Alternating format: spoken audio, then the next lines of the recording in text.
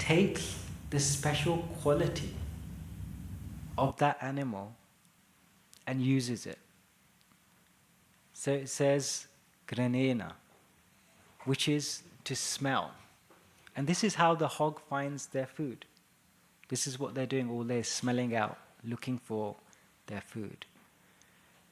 And the Lord uses this same quality that they have to search out the earth. Because what's happening here is that the earth is sinking into the ocean. Lord Brahma is distracted, and he doesn't realize that the earth is sinking. But out of his nostril comes this very small form of a boar, and expands until it gets so big that it covers a very vast area. But still, the Lord uses that special quality that the hog has of smelling to search out where the earth is in the ocean.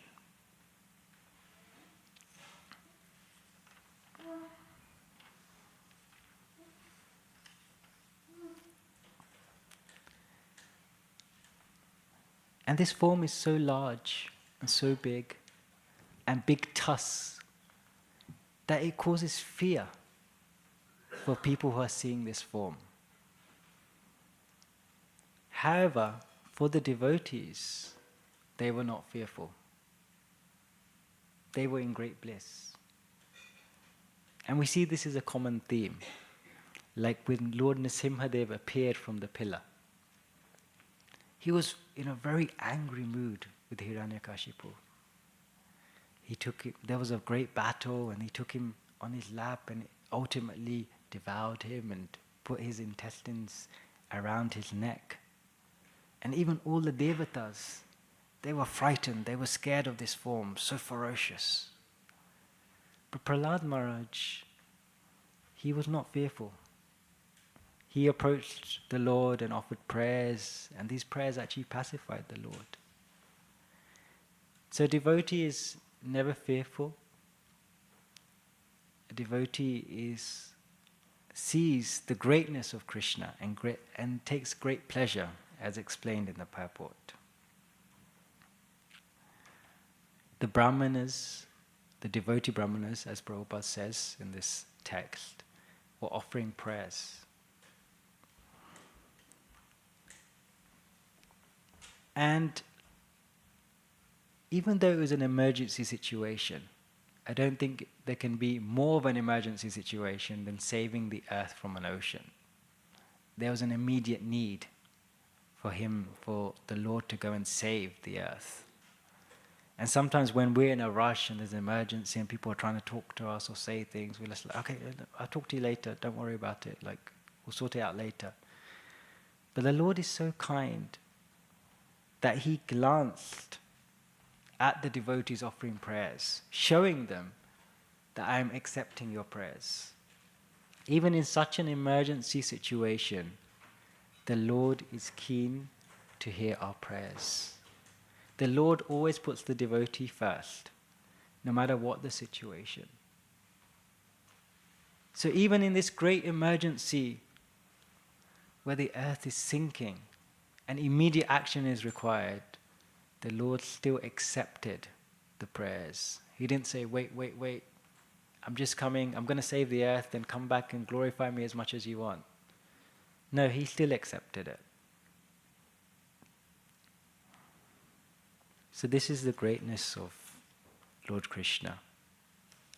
Sometimes we think that, is Krishna listening to our prayers? But through the text of Srimad Bhagavatam, we can see that Krishna is always hearing and reciprocating as well to our prayers.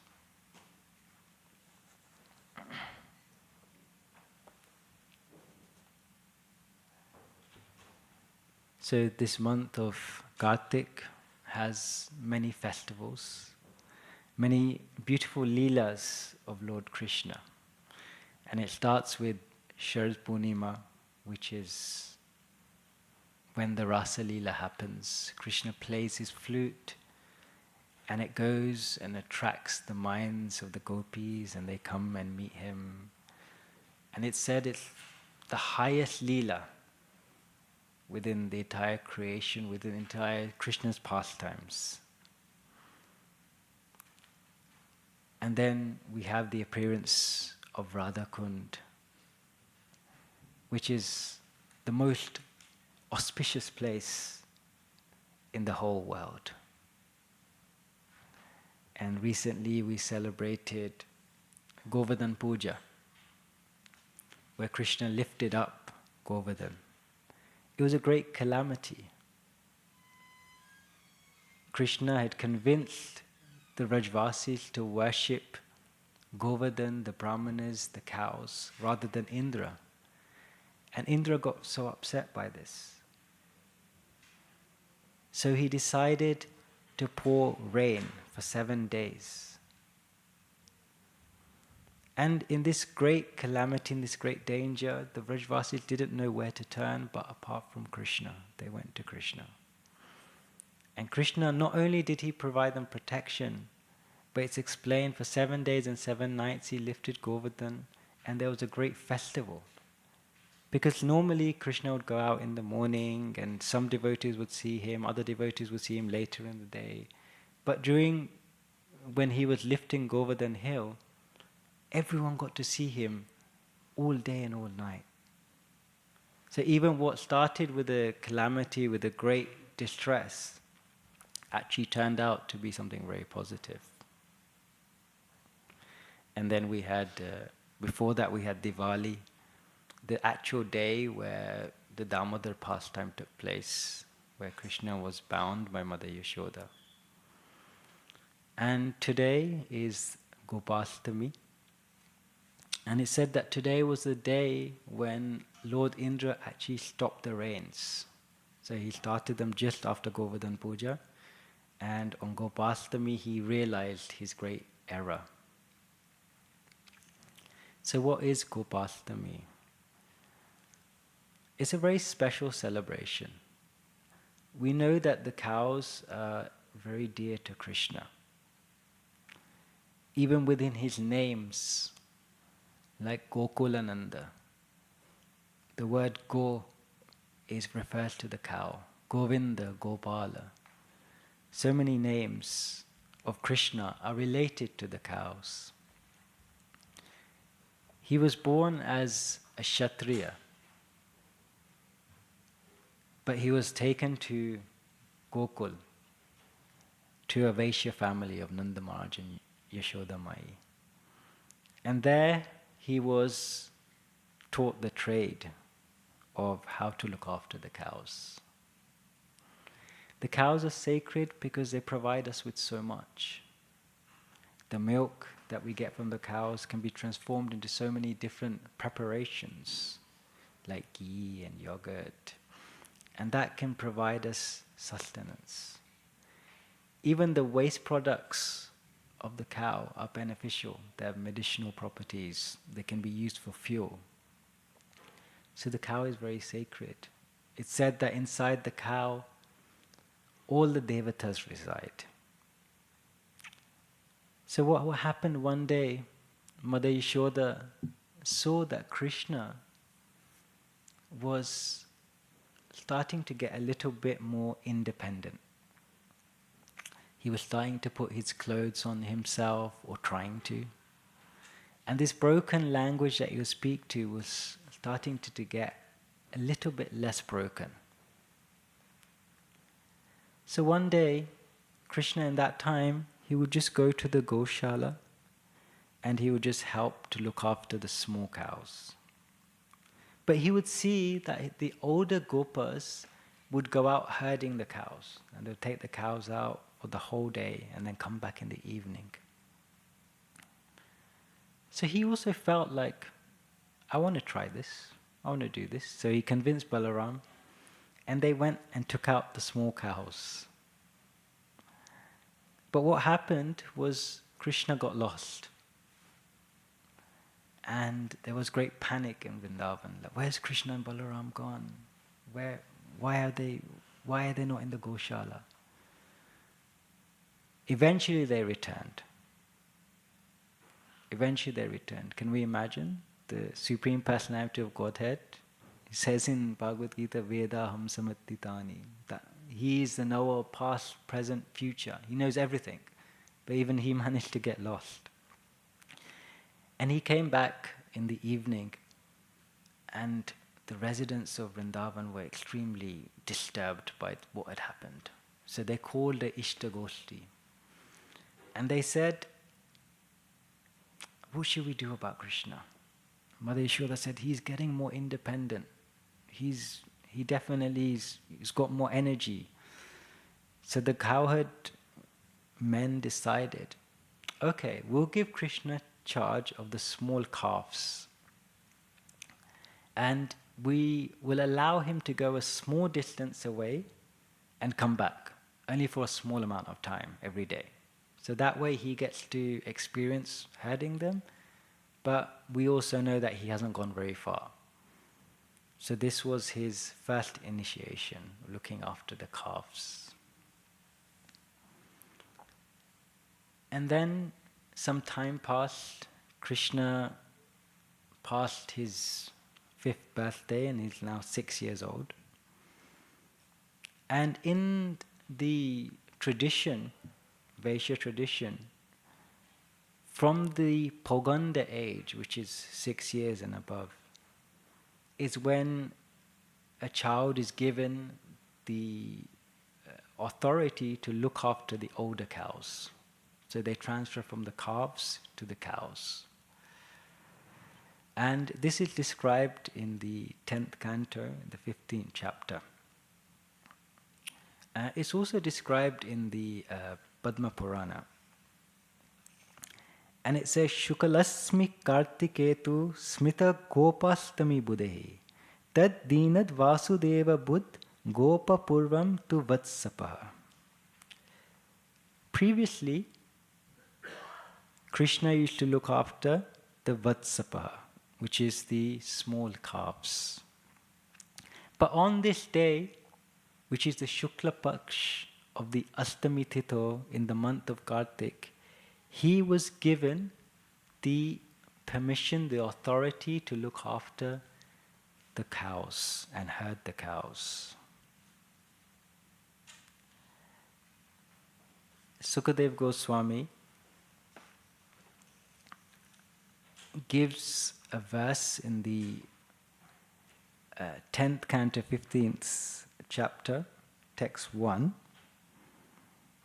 And he says, Tatascha poganda vaya shrito vraje bhavuvatul tapausha palam samattaho gascharintam sukhabi samam pader vrindavan punyam atave chakratuhu. When Lord Rama and Lord Krishna attained the age of Paganda, 6 to 10, while living in Vrindavan, the cowherd men allowed them to take up the tasks of tending the cows. Engaging thus in the company of their friends, the 2 boys rendered the land of Vrindavan most auspicious by imprinting upon them the marks of their lotus feet. So we all know that Krishna's birthday is Janmashtami, which is the Astami Tito. So why wasn't he given the permission to look after the cows at that age? Why was it he was given in this month, which is about a month and a half after he turned 6? See, like when we turn 18 in this country, it's legal that we can go and buy alcohol. So in the Vaishya community, as soon as someone turns 6, they are normally given the larger cows to look after, or the cows. So why was it that Krishna had to wait a month and a half? And the acharyas explain why this was. The first reason that they give is that Krishna didn't get permission. Krishna, who is the Supreme Personality of Godhead, everything emanates from him. Death is fearful of him. But in Vrindavan, he needs permission to take the cows. Because in Vrindavan, they don't think of Krishna as God. In fact, Prabhupada says they don't care if he is God or not God. They love Krishna because he's Krishna. So they didn't give him permission. Yashoda Mai said, no, he'll go out so far. There's so many demons that are already attacking him. How can we ensure his safety? He's only being protected because of the Brahmanas are chanting prayers, and we can keep a close eye on him. I don't think we should let him go. So Krishna was asking and asking, please give me permission, please let me go, please let me go. Vishwanath Chakravarti Thakur says there was another reason as well. The other reason was, Yashoda Mai said, Krishna, when you go far into the forest, there are many stones with sharp edges. There are many thorns. The ground is not nice and smooth like it is here. So I will give you permission to take the cows on one condition. You wear shoes. Krishna said, no, I will not wear shoes. And Yashoda Mai said, then we can't let you go. So there was some back and forth. Then Krishna said, okay, Mata, I will wear shoes on one condition. And Yashoda Mai said, yes, what's the condition? Krishna said, we are Go Sevak. We are Go Rakshak. We are protectors of the cows. We are servants of the cows. They are our masters. How can I wear shoes and all my cows not wear shoes? So Yashoda Mai, if you want me to wear shoes, you must make shoes for all the cows. Nanda Maharaj had 900,000 cows. So can we imagine? This conversation got back to the Goshala. And the cows had a meeting amongst themselves. And they decided to do something.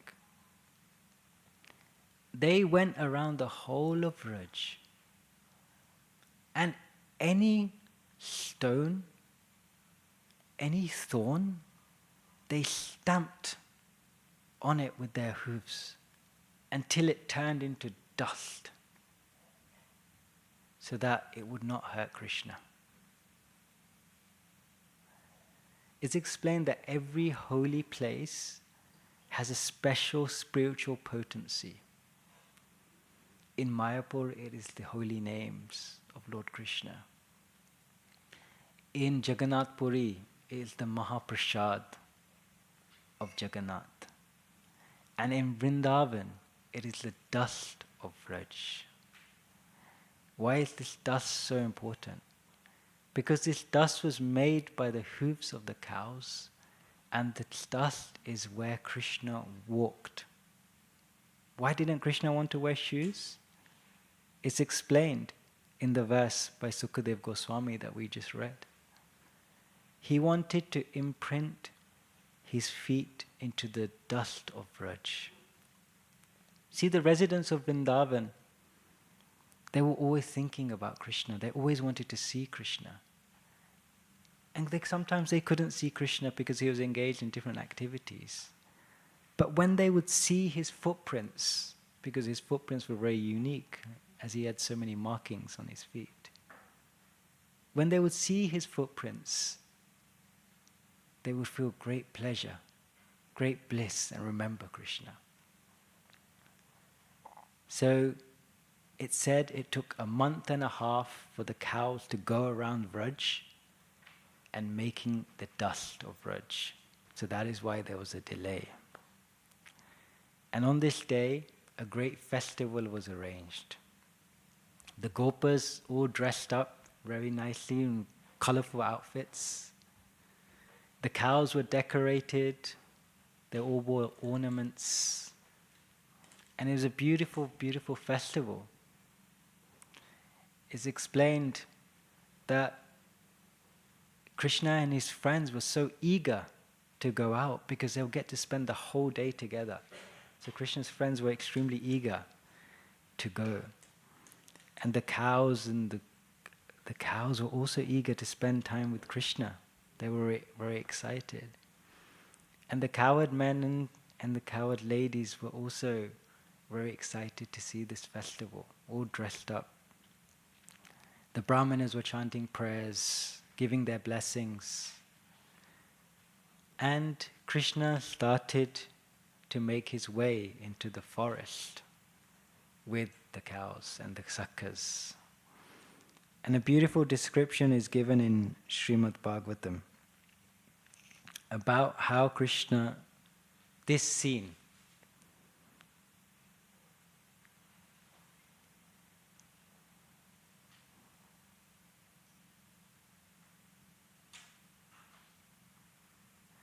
Barhapidam natvaravapu karanayo karanakaram Bribadvasa kanakakapisham vejayantim chamalam Randrena venu radasudaya puranya gopavrinde Vrindayanam swapadaramanam pravishad gita kirti.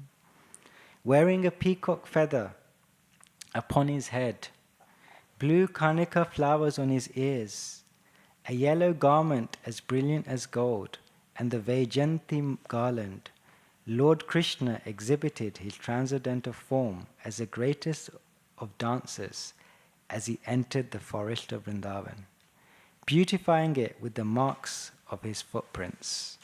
He filled the holes of his flute with the nectar of his lips, and the cowherd boys sang his glories. So a very beautiful vision of Krishna and the cows going into the forest. Now this was a great festival, but Srimati Radharani was also feeling a little bit left out, because before Krishna would come back and forth from home and Radharani would get to see him, but now he's going to be out the whole day herding the cows, so how will she see him?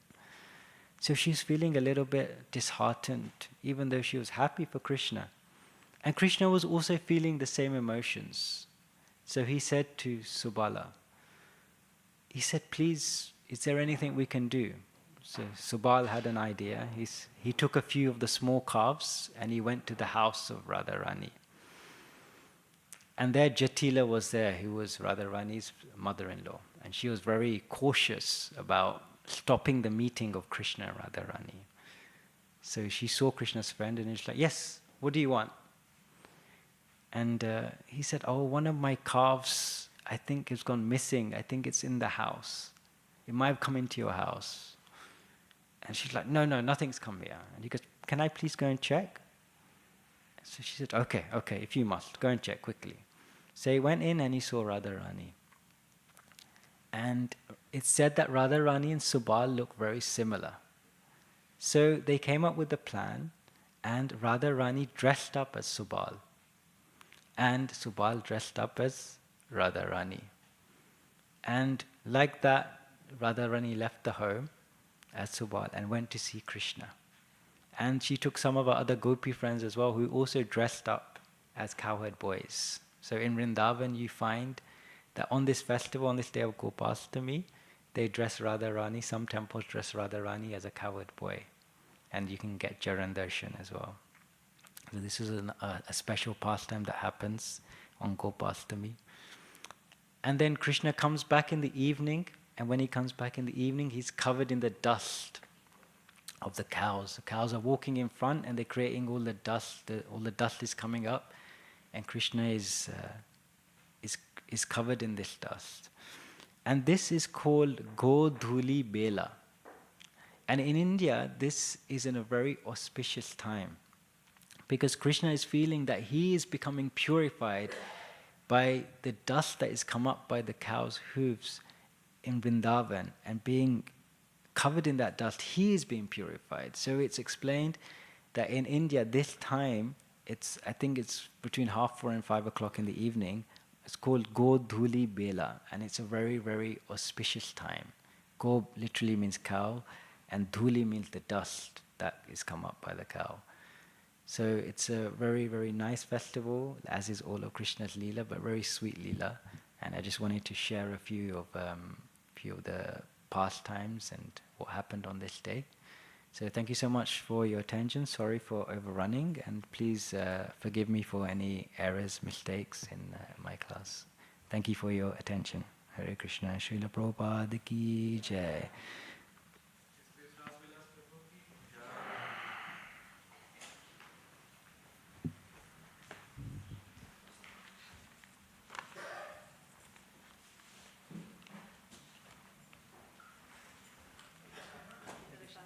Thank you, Mother. Just wondering, where's that pastime?